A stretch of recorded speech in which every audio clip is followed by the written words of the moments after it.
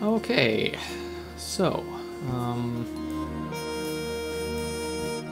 it is again time for some Blackwell Unbound. You are now going to meet the press. Come on, let's get out of here. Right behind you. As I said in the title.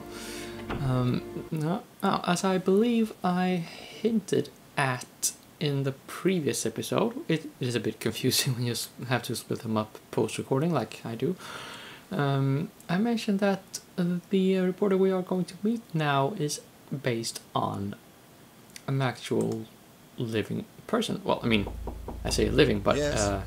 yeah, a person that has Can I help? at least existed in Mr. the real Mitchell? world. I sure am. I'm Lauren Blackwell. Well, do come in, Miss Blackwell.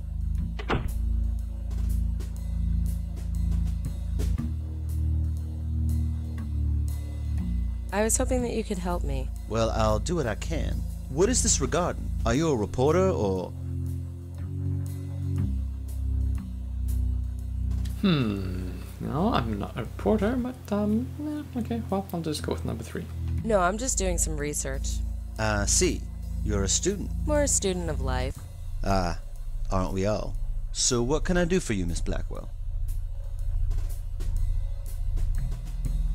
Okay, let's go through the notes. So tell me about yourself, Mr. Mitchell. I beg your pardon. Tell me about yourself. Yes, I heard you. I hope you didn't come here simply to interview me. I'm afraid I'd make a poor interview subject. Well, whatever. I'd like to talk about Isaac Brown. Isaac. You knew Isaac? Sort of, yes. I'm looking into his death. Really? That was almost 5 years ago. Why the sudden interest? Let's just say that I have a personal interest in clearing it up.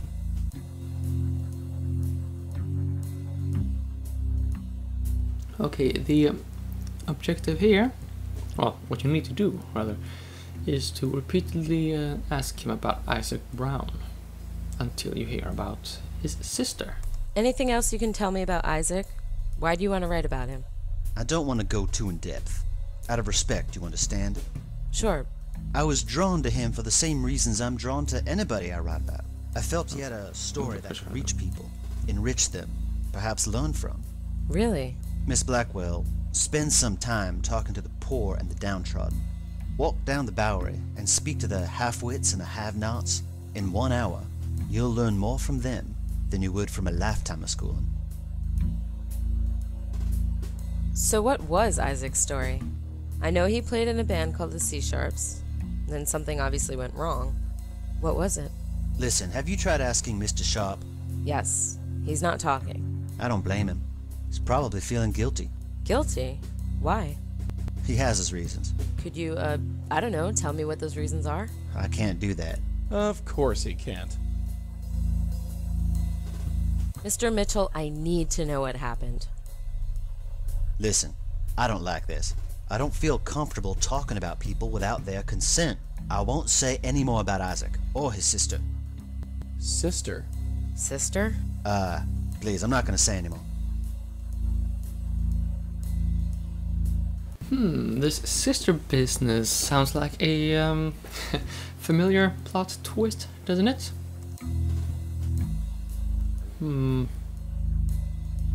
Okay, I'll just try to see what happens. Who was Isaac's sister? I told you, not another word. Okay, well, that is... yeah. That would be interesting, indeed. I'd like to read your piece about Isaac. Well, I'm afraid I can't help you there. I never published it. You didn't? No, it seemed a bit in bad taste. Since when do reporters care about bad taste? Well, sure. Go for broke. Since when do reporters care about bad taste? You don't have a high opinion of journalists, do you? Well, you hear things. Oh no, don't worry about it. I'm well aware of the stereotype. I've written about deceased persons before when I felt it was in the public's interest. But Isaac, well, I felt the man deserved some peace. If you felt his story could reach people, enrich them, as you say, why didn't you publish the story? Listen, Miss Blackwell. Isaac didn't just die. He was murdered. Someone reached around his neck and strangled the life right out of him. That puts a bit of a damper on the story I wanted to tell. So nobody will hear the story. All my notes on him have been destroyed. Isaac's story might not have reached the people, but it reached me. Maybe that's enough. Okay, well, I try not to, perpetuate Dave Gilbert's commentary throughout the playthrough here, unless I, want to say the same things he said. But here I kinda have to. See, it is the part here where Mitchell says that he chose not to publish anything and has been sort of, in a slump ever since. The real life model for this character also never published an article for I don't know how many years, like 20 maybe. So yeah, there really is something to look into there, and just thought I mentioned it. So how long have you been working here? Do you always ask such personal questions? I'm just curious about the sort of work you do. I write about people, Miss Blackwell. What sort of people? Not the famous sort. Just ordinary people, like you or me. Ordinary people. Like me. You find that amusing? Oh, not at all. Yeah, because there's no transparent green guy on the right side of the screen that you are not seeing, Mr. Man. Never mind, I'm just going to be off. I think that's all for now. Alright, you have a good night now.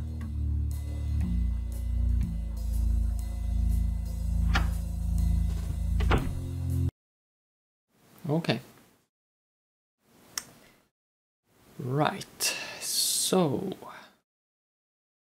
Cecil, about that sister person.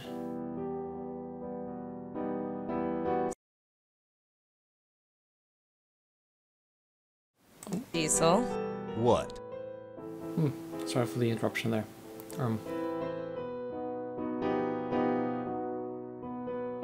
I need to speak to you about Isaac's sister.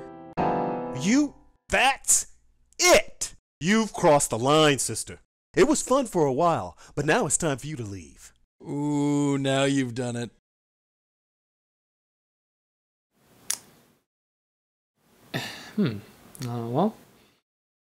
Yeah, because I'm not a native English person, I kind of don't actually know what number 3, this contrition option means, but I'm gonna go with that this time. I don't believe I did when I played through it the last time. Look, I'm sorry. Oh, you're sorry. Sorry ain't enough, sister. Leave. You want me to leave? I'll leave. You really have a way with the fellas, kid. Ah, don't sweat it. His bark is worse than his bite. So we did not leave the house. Well, let's go play this up. I know that expression. Only time a man gets a look like that is when he's hung up over a woman. Go easy on him, huh? I think he cares more about that gal than he lets on. Just some sheet music. Nothing special. Nothing's changed since the last time.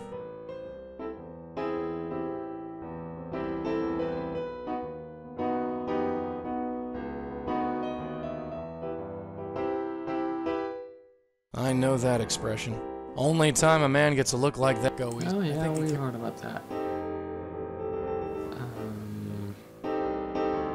Well, we should try speaking to him as Lauren once more. You just don't give up, do you? We need to talk. Yeah, and talk about love.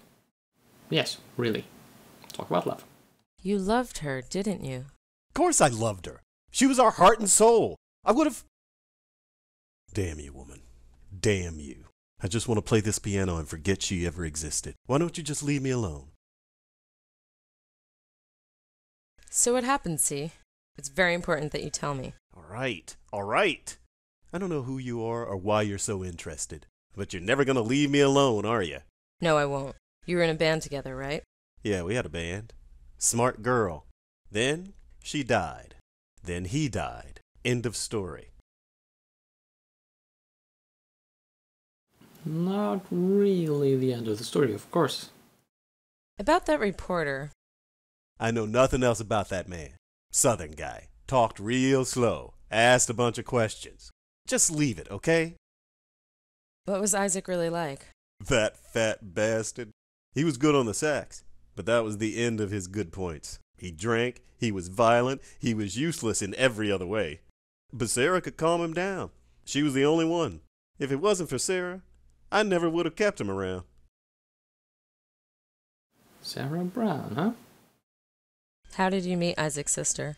First of all, her name was Sarah. I was looking to start a band, and I saw them perform together. She could sing like it was magic. Such energy, such life. Such a waste. A waste? See you later. Yeah. You know, all this talk reminds me of something. Sarah and Isaac would always play this song. Really? Yeah, a duet. At the end of every show. She'd sing and he'd play the saxophone? No, she'd actually play the piano, if you can believe it. She wasn't great, but she loved playing with Isaac. And Isaac loved that silly song. They never let me join them, but that was okay. It was kind of sweet, in a way. Oh well.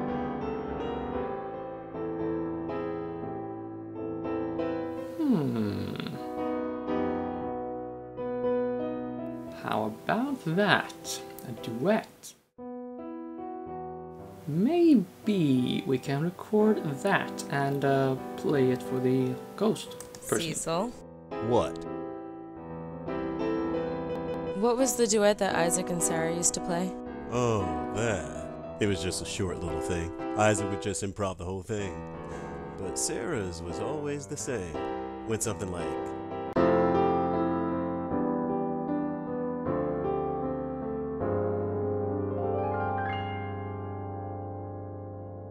After Sarah died, Isaac would play gigs, but refused to leave the... He'd blow on his sax, playing anything that came to mind. Feet planted like a statue.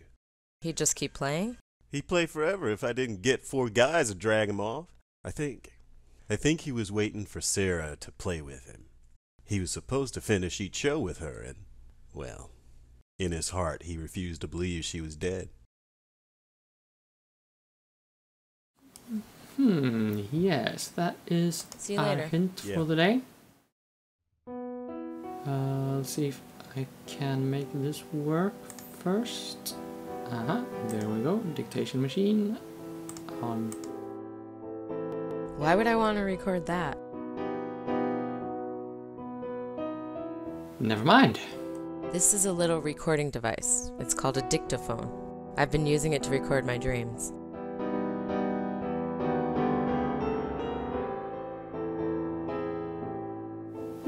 Yeah, wait a minute. This is kind of This interesting. is a little recording I've been Testing. Hello? Does my voice really sound like that? Gotta cut back on the cigarettes. Anyway, I've been having some extreme dreams lately, but I don't remember any of them. I get the strangest feeling that they're important, but I can't put my finger on why. I'm keeping this recorder next to my pillow so I can record what I remember as soon as I wake up. First entry, February 21st, is it? God, my head. I dreamed tonight. It's already fading away. I saw my mother. She was calling out to me and waving. She was smiling, and her face was bright, so bright. I see a child, 7 or 8 years old. She's surrounded by other children, but she's all alone. I call out to her, but she doesn't hear. Something is wrong. With me? With her? It's fading. I see a man in tattered clothes. He looks at me and screams. I look in a mirror and see a huge horned demon. For some reason, I'm not surprised.